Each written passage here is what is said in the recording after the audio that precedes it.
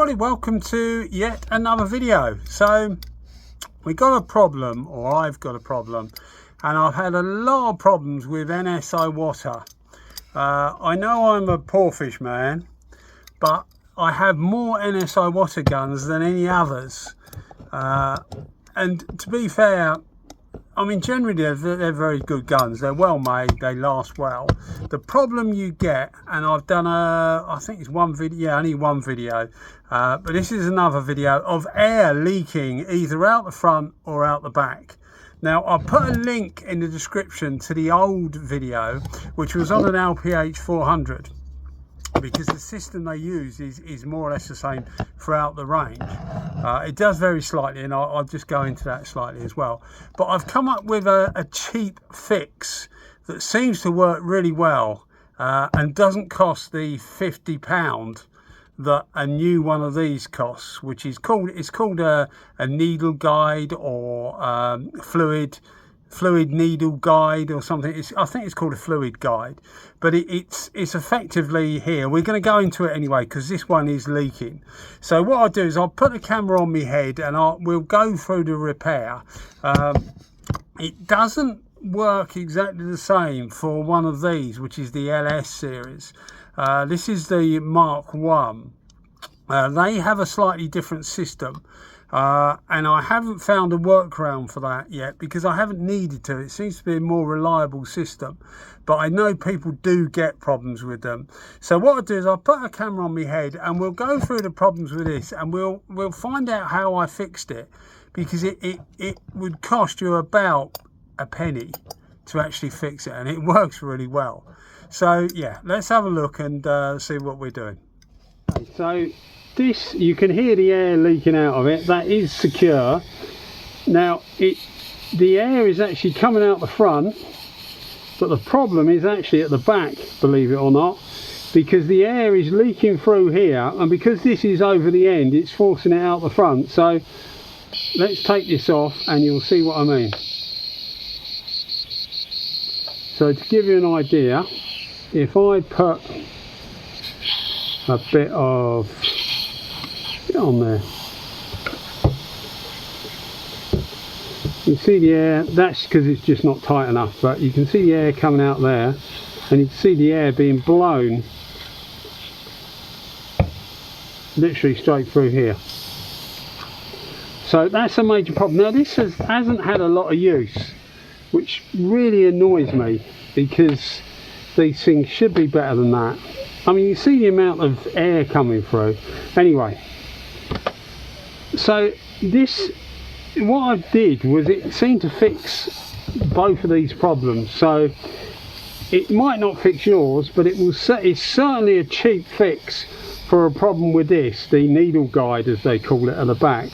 Right, and we're only at like 2.5 bar. If you whack it up, you get even more air coming out.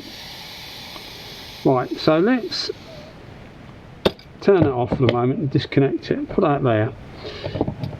Now we'll whip the back off here, so we take the needle out.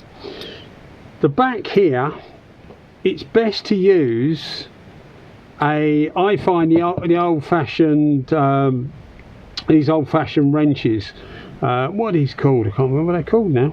T-bar, aren't they? Yeah, T-bar. 17mm. This has been off a few times, quite a few times, because this thing's been driving me mad.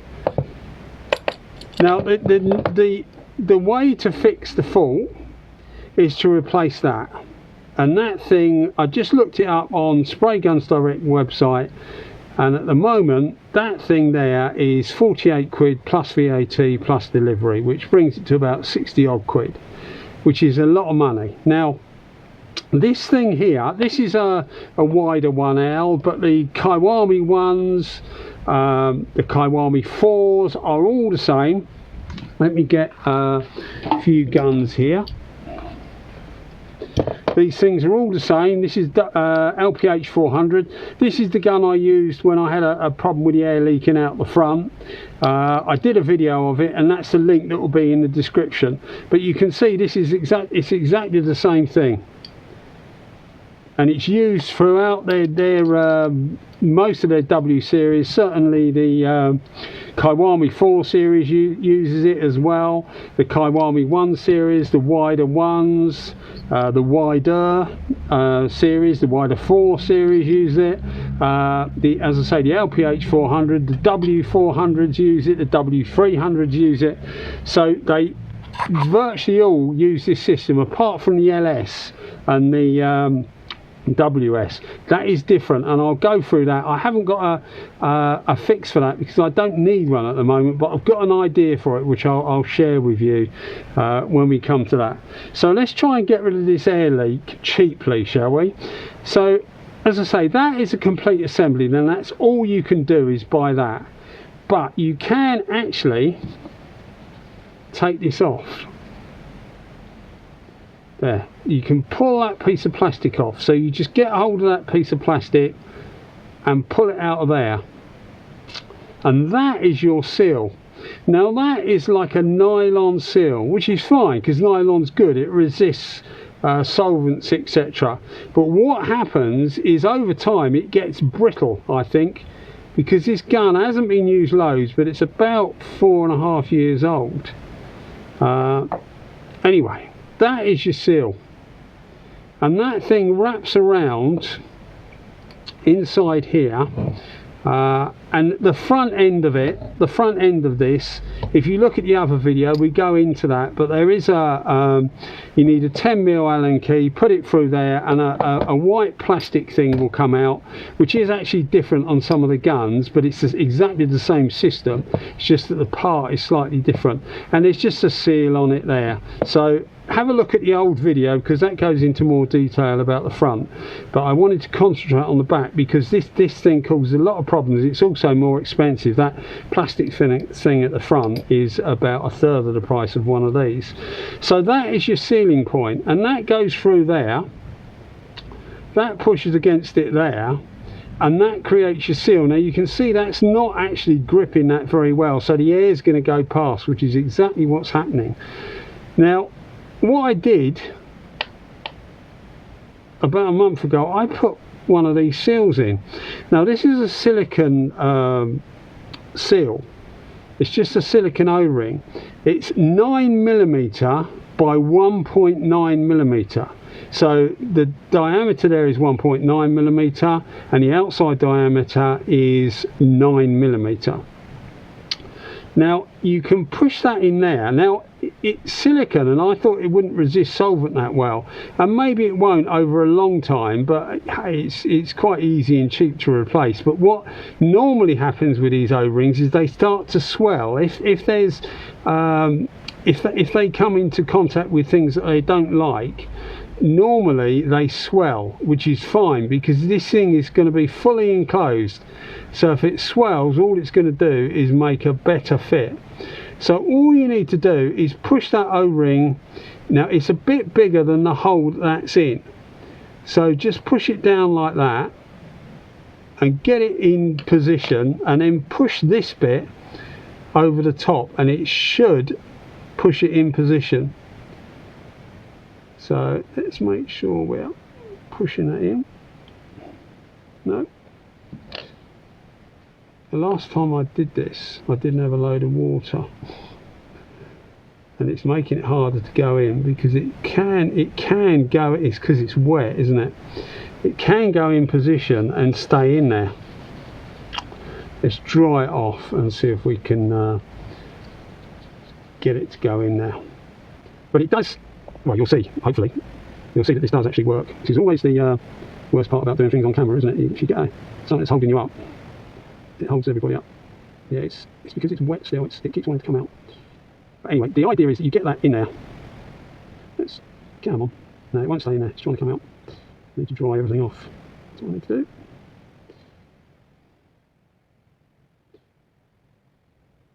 What I'm going to do is I'm going to cut the camera, dry everything off, and we'll start again. Because that's going to be the best way of doing it, I think. No, it's done it. Oh, I've nearly done it. We'll get the heat gun on it. That'll dry it up. Okay, we're almost there. Yeah, we're there now. That should be enough. Oh, it's still wet as well. Let's put this in. Let's see. That's come out. I'm going to put a heat gun on it and dry it out.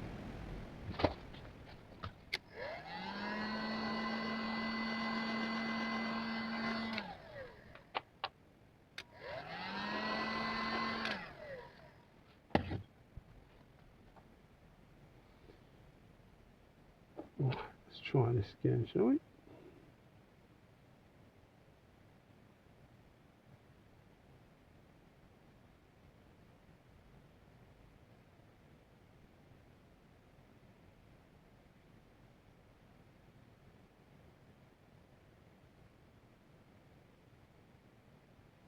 Right, that's it. And then we'll push this in like that, and in that O-ring's fully contained. I'll just run that around, just make sure it's seated round. You can put a bit of lubricant on it now if you want to, but it shouldn't need it. And then we'll put the other stuff back in. I'll take the water off it.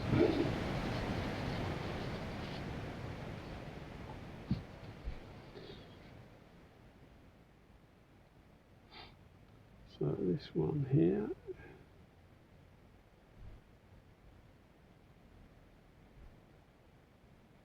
goes like that, and then that's the thing that actually slides through. So your sealing point is that seal we've just put in, and this part here.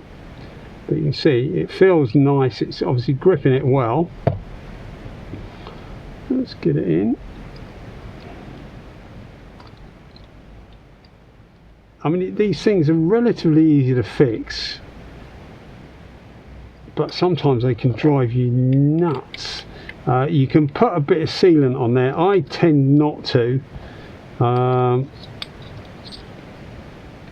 Try and get a spanner like this box spanner, or a socket, although if it's a socket it needs to be a thin wall socket because it doesn't go in there. But using the spanner that's provided doesn't put it just puts too much pressure on the side, and you just end up chewing that up, which is fine. But I like my guns to look nice. Anyway, that's all done. It actually feels nicer. It feels sort of smooth. Anyway, let's put some air through it and see what we get. There, nothing. Oh, we're not on. There, nothing. No air leaking at all. You can hear it. Absolutely nothing. It's such a brilliant idea, and it costs pennies. Literally pennies. So now you've got to ask yourself, why don't Iwata do that? Because they should make, see, Meiji, what gave me this idea was actually make parts for that part. So if you get a problem, you can just order the parts, because I had one that was actually under warranty. It was new and it was leaking. So it does happen, you know. I'm not just saying it's Anest Iwata, but it seems that this seems to be a real weak spot. But there you go. Oh, still leaking a bit out of there. As I say, if you want to put some Loctite or something on there, then you can do. I don't bother really, because that's not, although it makes bubbles on the with the water, it's not actually enough to worry about. So I would rather not have, yeah, that's going to be enough. I would rather not have the Loctite on there and do with a bit of leakage like that, but that's absolutely fine. Oh, it's gone now anyway because it's done up tight. But yeah, you can see, absolutely perfect, and pennies. And it'll work for all these. They all work the same. Now what it doesn't work for is the WS and LS400 series. They got a different end on them. So if you have a look, these two are the same. Well, they're not obviously, but it's only the tips and caps and that are different.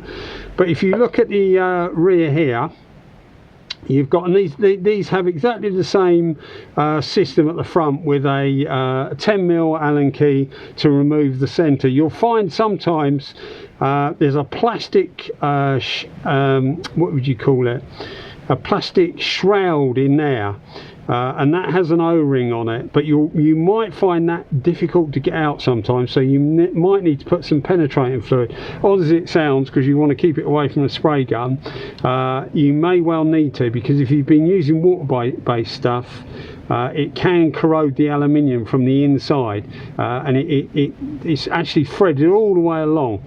Anyway, that's a different video. Again, as I said, I'll put a link in the description if you want to see the video on the LPH, because that goes more into the front end than the back end. But you can see it's different. And here is one we prepared earlier. This is just a spare one I've got. That's how it is in the gun.